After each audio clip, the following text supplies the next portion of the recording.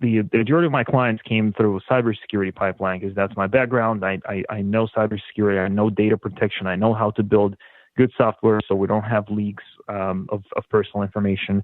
And that kind of formulated the portfolio of clients that we have right now and processes in the company around cybersecurity and high standard of software quality. So it's not just a slappy hack to get the first version out, so not a high quality work. So we work with clients that really value quality, and they want things that don't crash, and they want a process of developing the proper software.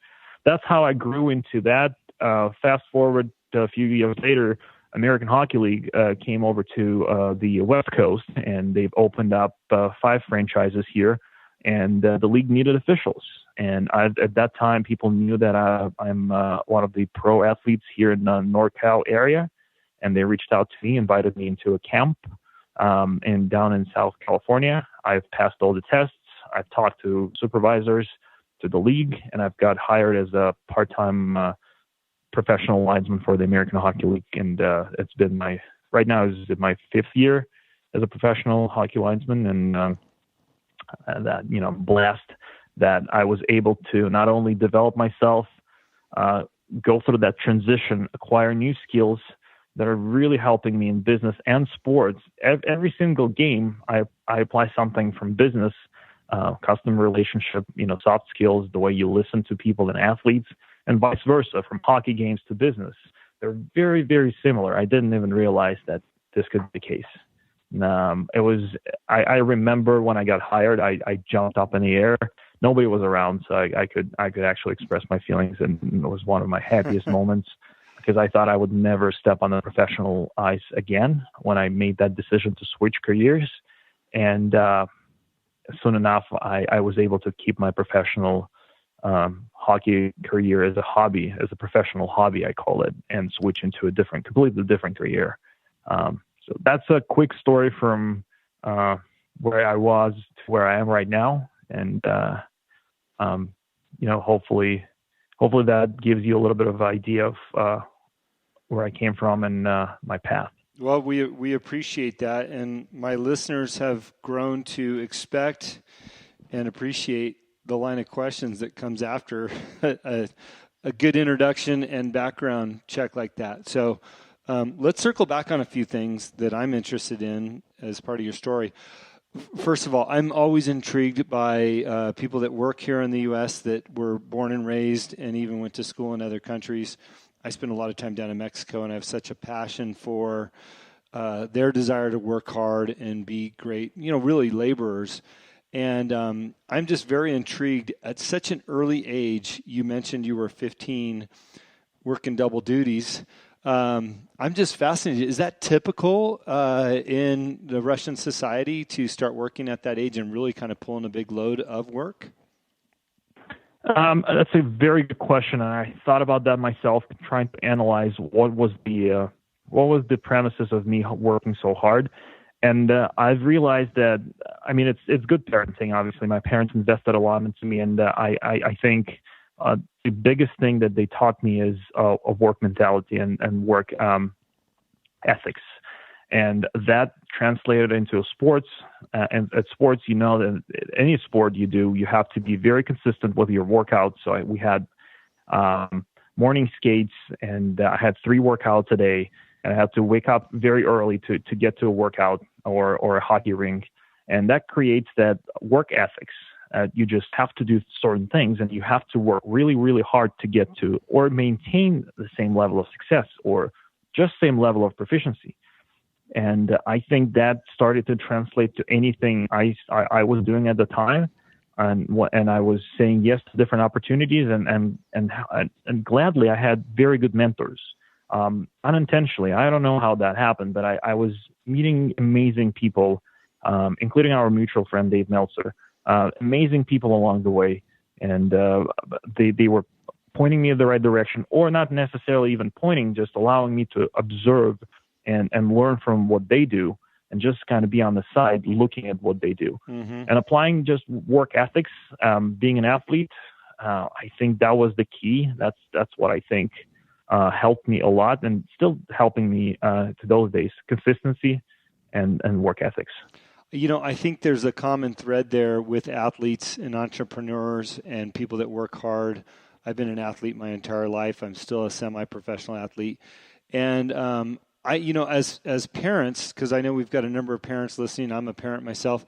I think it's important if we can encourage our kids to get into some type of athletic program for a variety of reasons, but not only just the health and the camaraderie and the skills that you acquire, but also the lessons that you learn about teamwork and hard work ethic that you're talking about. And I love that your time on the ice translated into your entrepreneurial spirit and your hardworking attitude.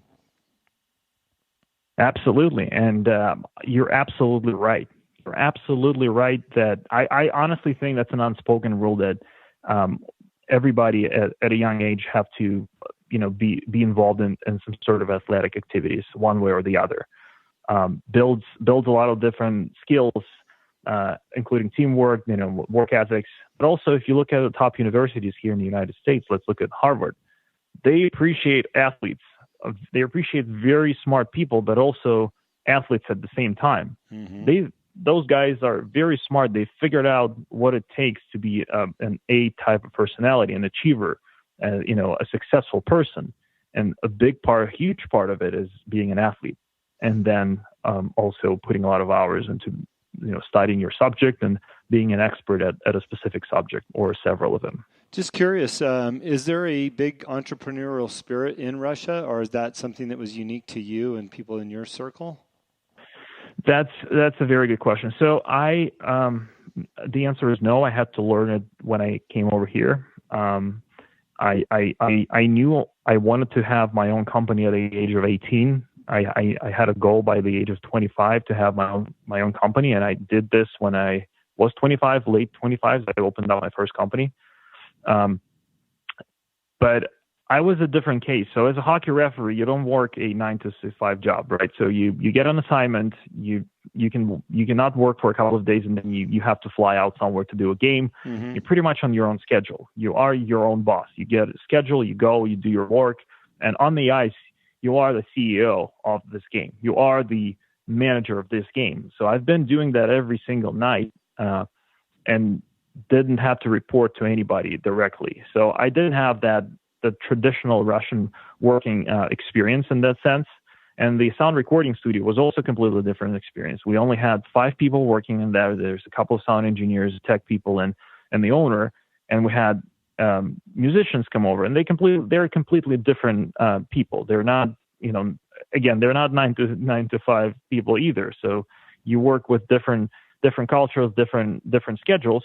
So I didn't acquire anything related to entrepreneurship back in Russia. However, I picked up some of the interesting concepts, one of which I knew I didn't want to work for somebody full time. I was also part of the decision, taking a job here in San Francisco and adjusting to that.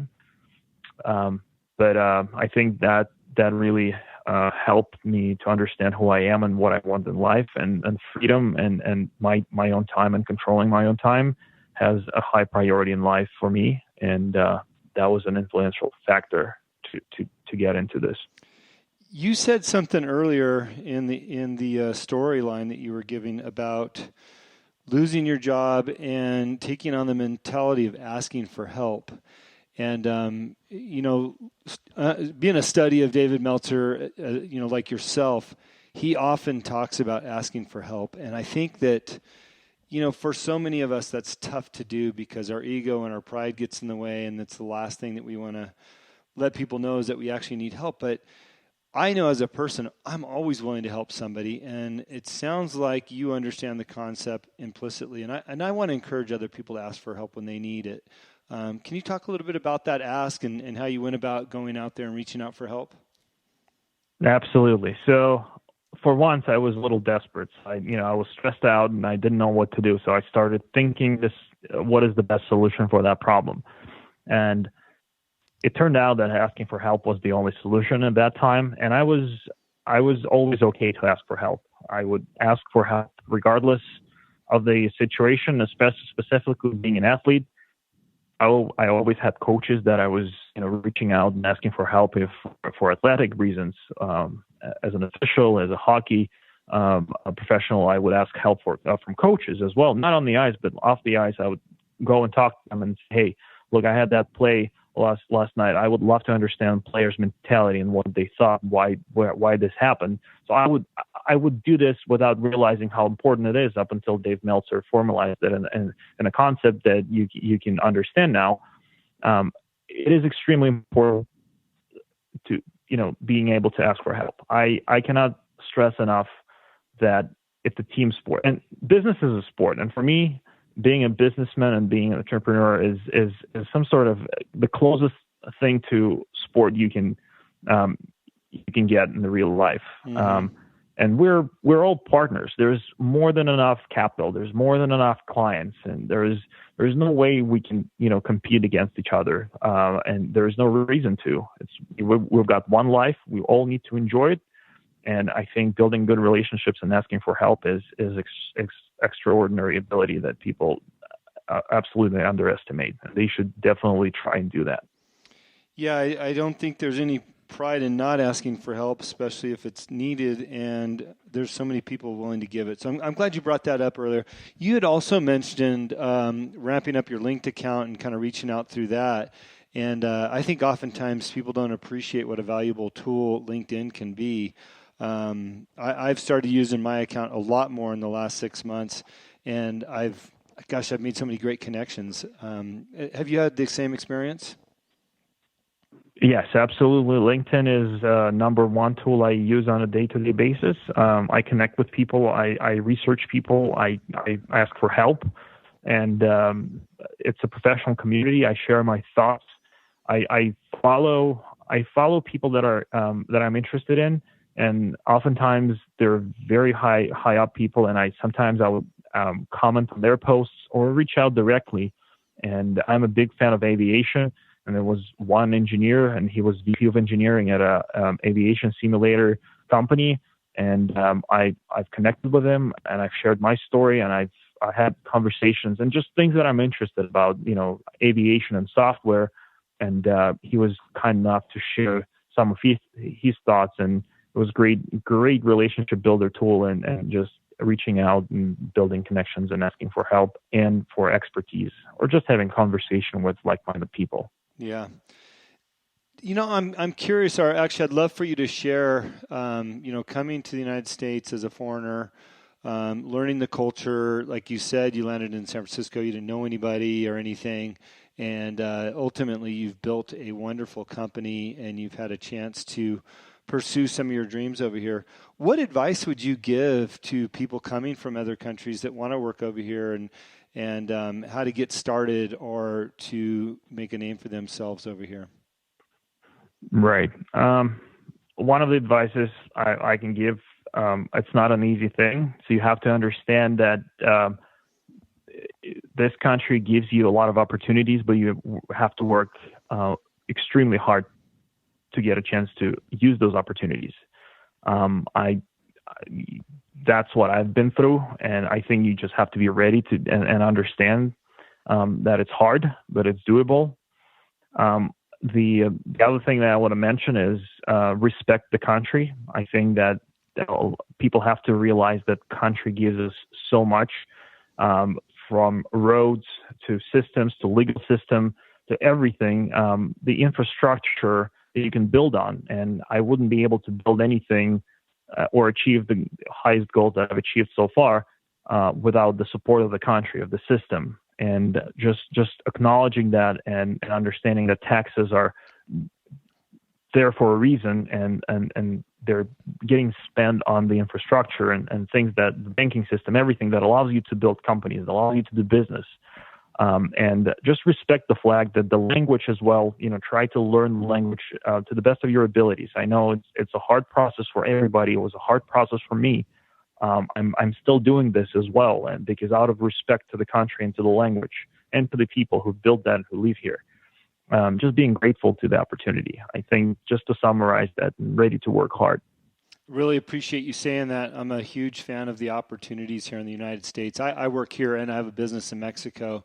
And when I'm down in Mexico, I implore those same values down there: respect the people, the culture, their systems and their language. And I love hearing that because, man, we do have so many opportunities